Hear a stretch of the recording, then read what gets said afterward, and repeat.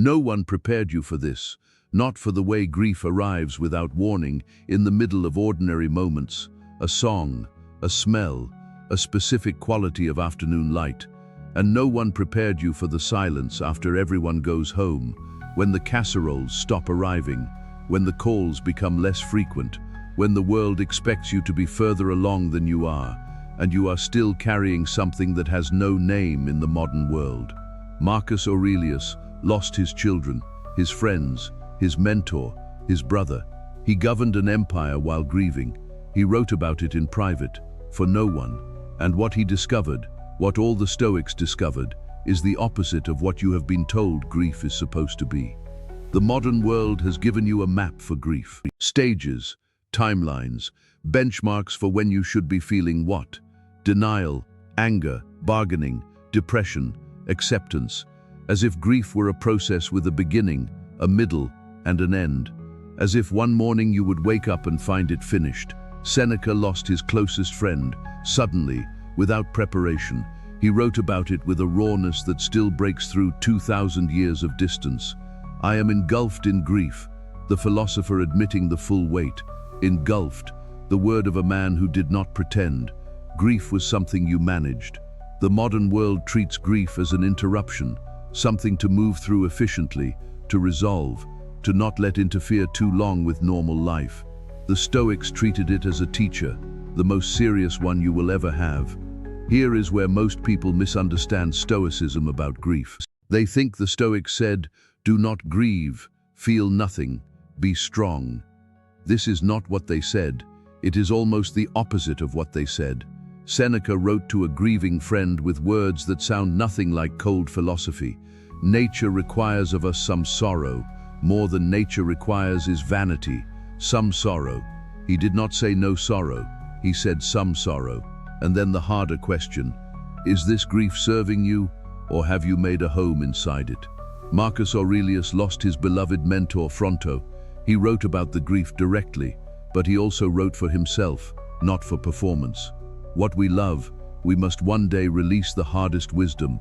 Loss is nothing else but change, and change is nature's delight. Here is the Stoic secret about grief that no one tells you. Grief is not the enemy of love, it is the proof of it. The depth of what you are feeling right now is directly proportional to what you had, and the Stoics believed that what you had, the love, the connection, the person, cannot be taken from you by death. Marcus wrote, "Nothing can harm you if you do not think it harmful." The relationship happened, the love was real, the years existed.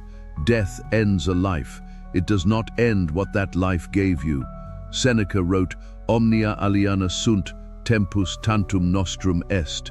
Everything is foreign to us, only time is truly ours. The time you shared was yours, it still is. Death cannot reach backward and unmake it. The Stoics did not promise that grief would end. They promised something more honest and more useful, that it could be carried without being consumed by it. Seneca prescribed 3 practices for the person in grief, not to end it, to live alongside it with dignity. The first, speak the name. The modern world makes grief unspeakable. People stop saying the name for fear of causing pain. The Stoics believed the opposite. To speak the name is to honor the reality of what was.